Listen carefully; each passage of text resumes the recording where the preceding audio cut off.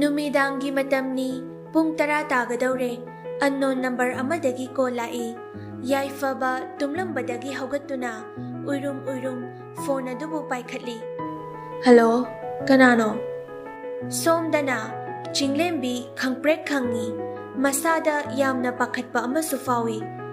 Aibu kari haidono mi aini khangda zalo masu as ai number mangonda save tawdamina khangamoine. Yaifabana amukashu.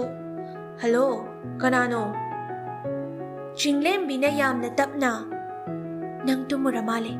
Phare pothazaro yetlaroige. Ado ai chinglembi ne. Ha, chinglembi. Yaifaba famungdagi fan chongthai. Table da lairiba isting bottle duna mamaida chaisili. Tumdeda. Sum hipamba. Chak saraba. Chare, nangdi charaba. Ngasai school halakpadagi phone sida nangi ko lakpra na yengbada mid sida phone screen khakta ulairabane. Chinglembi na amu iPhone pai diye adugine mamadagi lauraga tawreine makhoi tumkiba ngairaga. Yaifaba na amu khairai ado ngasai nangna school da haramba wadubu. Chinglembi na tapna adugai daraba sum leidana thajadaba. Yaifaba, nang aibu hausipa warauribra. Kanthadana haikiba wahai kayaduna nang buyang wahankre. Nang nasu aingonda chainingba chayo, ngangning mangango. Ai karisu hairoi. Adubu aina masimadi khangle. Aina nangbu thamoy sengna nungsi haiba. Nang na chaikiba ngangkiba kayaduna aingonda thauna hapikibane. Madugidamak aina nangbu thagatfam thoi. Ado chinglembi wang khakta haige. Hayo. Yaifabana hairai nangna ibu nungsibirakba aigi laibak yamna fabane. Nangbusu aina thazai. Aigi thazabase manghanganuko. Chinglembi na amuk hairai nungsinabagi maramda ai kahena khangba mi amadi nate. Adubu aina khangba makhakti lai. Thazaba haibasina panthung yongnabagi lambi amani. Aina hingliba makhai nangi thazaba manghaloi. Karigumba aina ngamkidaba thoklaba madugi pap aina pugani. Yaifabana adumna haigano fatte. Ado phone amamam pairase nangi mapiraura. Paise ado babada mahiyang lehelage. Ado thamage mama hoina chingnakhrani. Hoi thamo. Thamage. Hoi. Thamage. Hoi thamo. Thamage. Hoi ba. Thamo nungsibi. Chinglembi harauna. Adu hayan getawba. Thameko. Good night. Yaifaba phone aduda yengaga momon nokchai. Somdana chinglembi mon adu konduna mathanta harauzai. Khalli wakhalda nungsinabase nungaine. Maga wari adum sananing laireda idi. As pasu yam pakhale. Aina harauriba sumna madi harauramgadra. Aina nungshiriba sumna mana ibusu nungshibirangadra. Mathangi numita yaifaba school chatnaba haiduna loishili. Chatlamdaida chinglembida phone tawge tawbada phone adu thiba khangdre. Yaifaba saurap machal nupigi kada changlai. Thoibisu school chatnaba haiduna loisinduna lairami. Yaifabana khonjel kalap. Phone paibra nang? Isai tabay nga sai lawbane. Ay mon managta laybane. Yaifabana shauna. Angang ni hek tawraga phone. Phone yang pambro nang. Dada ay isay tabane. Karigi shay, nasindo kumakano. Thoibi kappa-kappaga chanthokhi. Yaifabasu amuk nungay raktre. Kari nunggi chayrubano khalai. Machal nupi bu koitithi adubu fangdre. Kona thangda mapagi ka manungda famduna kaptuna layrami. Yaifaba machal nupigi managta tapna changsili. Machan thoibi dadayam lankre kapanose. Thoibi wangang da kaptuna lay. Dada phone tawge tawbada layramdabagi sawbuneba. Ado dada sawaroi. Themakano aingonda chatkro chalo. Mama layramadi mama na ibu thembiramni. Mama nang yam phatte. Yaifabagi mittagi khanghaudana pi tarai. Machan thoibi nang dada yam sawarabo. Dada lankre haridana. Se dadagi phone se nang adum paizaro. Dadada fugera, dadada fura use. Nang nakapaga, dada yang waye. Dada, yaifa na machal nupibu mathanungda chetna konsinjay. Dadagi machan thoibidi maram yamok panida. Matung manaw kapkanu ko. Thoibi na mangak nom laga. Masan thoibidi. Thoibi na amok. Dadagi thawai ni. Dadadi.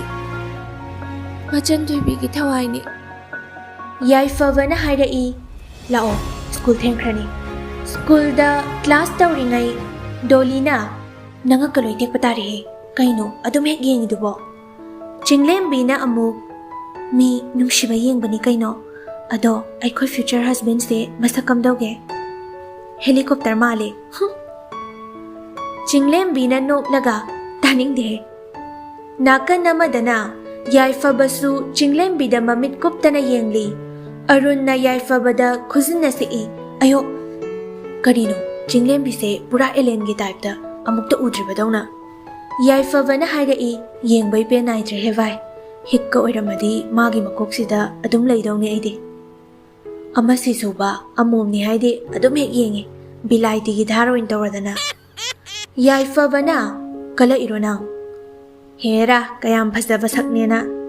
Kanadano nang haida. Bilay tida. Ay may chawsang laise udabay wani ne. Arun na amok. Kuira ga nang se noy ani se yang paksilak tre hariba.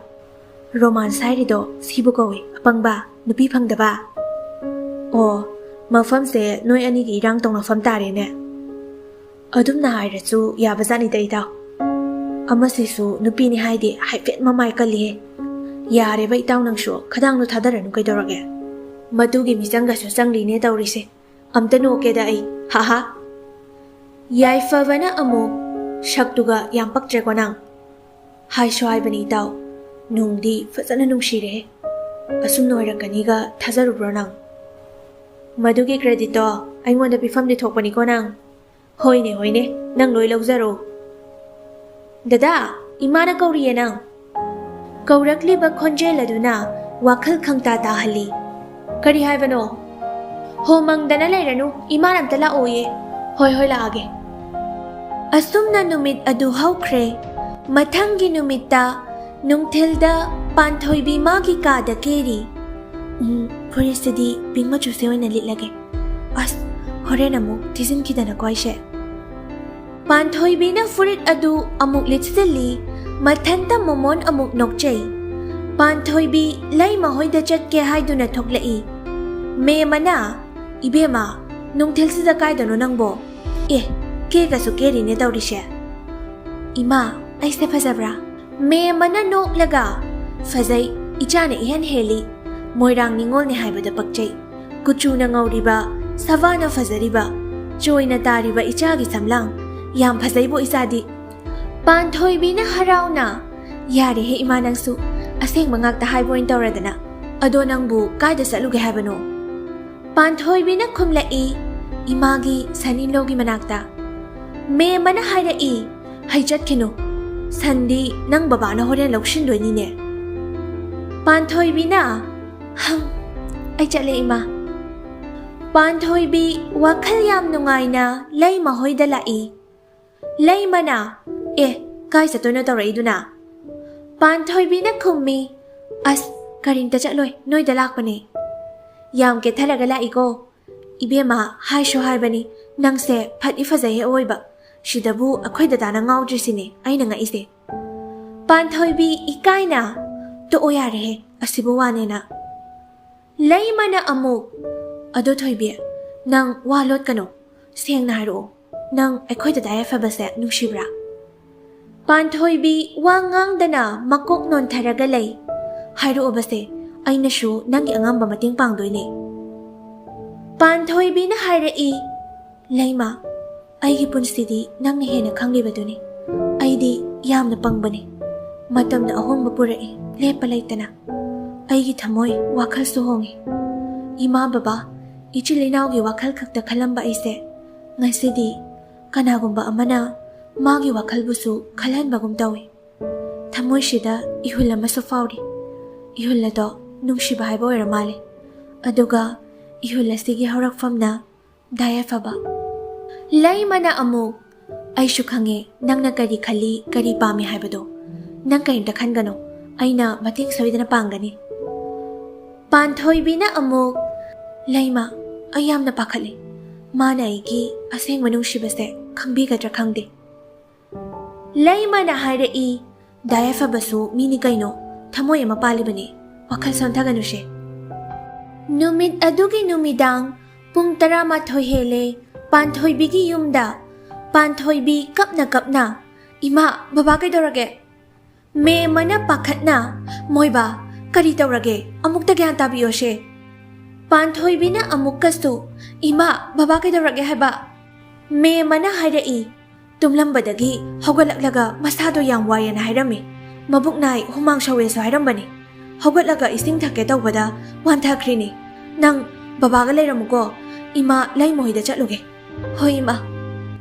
Asumna yaifabagi gari da tawduna Panthoibigi mapabu hospital da pukhalai ibungo yam nungaire nangna mating pangbibase ima pele. Yaifabana amu hayayde ima adumna haibigano ado ima laibiramo nasa doctor amta unarukhige. Ngai hakki matungda me mana ibungo doctor na kari haire. Panthoibigi imungi condition yaifaba khangi.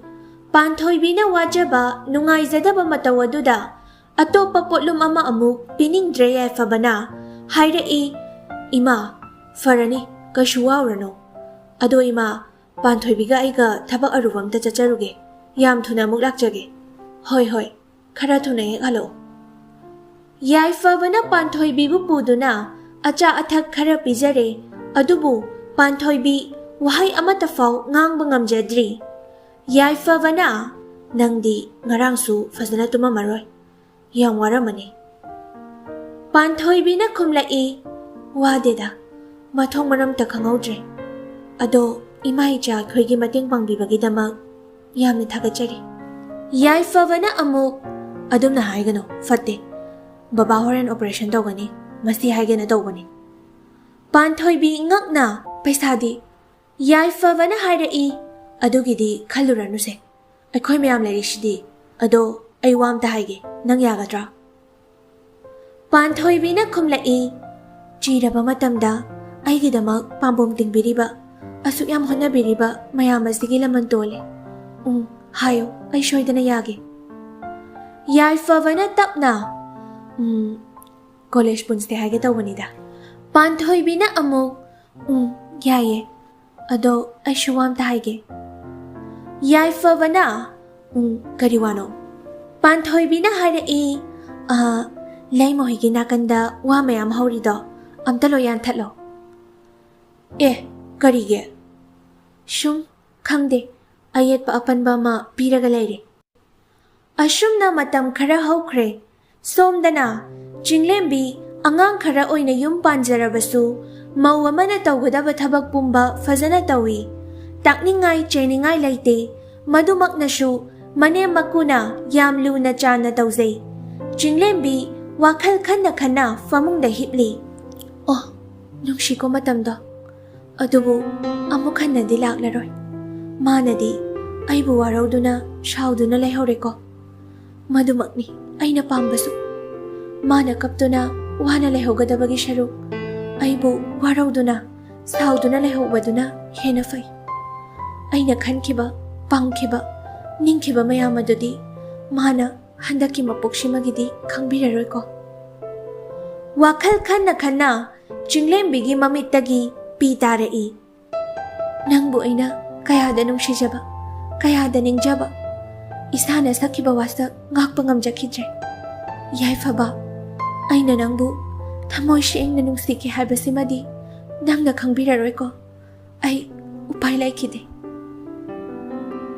Jinglembi kappasu lepte adubu ai ngasidi yumasigi mau ama haibado oireko. Ningshinglai haukraba wari Suresh ka Jinglembiga phone da wari shanari. Suresh na hoi aishu khange nangse ichal nupigi mamanabini haiba nungshinabadabu sahi khaibrane. Jinglembi na amu da Suresh aina harise faginate ꯑꯩꯁꯦ ꯅꯆꯜꯒꯨꯝꯕꯤꯅꯤ, ꯑꯗꯨꯒꯤꯁꯨ ꯃꯊꯛꯇ ꯑꯩꯒꯤ ꯈꯪꯅꯖꯕ ꯂꯩ꯫ ꯁꯨꯔꯦꯁꯅ ꯍꯥꯏꯔꯛꯏ꯫ ꯈꯪꯅꯧꯅ ꯑꯩ ꯀꯔꯤꯝꯇ ꯍꯥꯏꯔꯣꯏ, 이반이슈 눅시나세 하버니 까이노. 와리 샤나링아이 야이파바나 웨팅 장라이. 징렘비나 다수레스 타모야레. 마tung manaw torokano. Khara gyan tanase. 징렘비나 폰 탐미 야이파바기 콜 amuk paikhatli. 야이파바나 kanaga wari shanarino waiting narido. 징렘비 haidoklasira khalli. Amuk pakhatli khatna chainaba thokadra khanduna. Hairaroige khalle. Imanabi amagani kuina thengnarudraba aduda ngasi paw phaungnabani. Sengdi sengego. Yam thajadabai waro. Pamubo nungsibo. Yaifabana hairai. Sidane aigi thamoise hangoi chongise. Jinglembina amuk ado hayeng unase haibaduna kamai tawba. Unadoini kaino nang talabo.